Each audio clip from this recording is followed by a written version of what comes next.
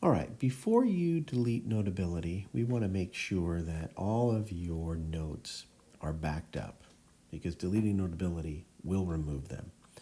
And I like to have triple redundancy because these are your important school notes.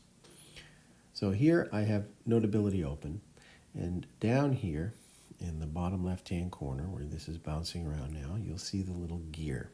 Touch that. That'll open up your Notability preferences, and we're going to go over here first to iCloud. In iCloud, make sure iCloud syncing is turned on. If you're not able to turn iCloud syncing on, there's something else happening, and we can help you troubleshoot that. So let me know. That's the first redundancy, backing up to iCloud, or syncing with iCloud, I should say. The second thing I want you to do is over here under Auto Backup, go ahead and select Google Drive.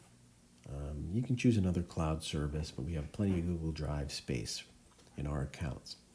So select Google Drive. It's going to create a folder called Notability if you don't already have that, and it's going to save your notes there. Okay? If you're not able to turn that on because you're not connected to Google Drive, go ahead and click here on Manage Accounts, and then you'll see that you can sign in to Google Drive. A lot of times, if Notability and Google Drive are having trouble communicating, you can go into this area, sign out, and then sign back in. That seems to help a lot of things. Okay, so that's the second redundancy, right? We're backing up to iCloud, or syncing with iCloud rather, and we're backing up to Google Drive. Okay, so close that. The third thing I want you to do is on your iPad in your settings, okay, you're going to go over and touch on your picture and go into your iCloud account and go into iCloud. And I want you to scroll down to iCloud Backup, and this should be on. As I touch that, I can see that my last backup was fairly recently. It was just this afternoon. This should be turned on, and you should have a backup that's happened pretty recently.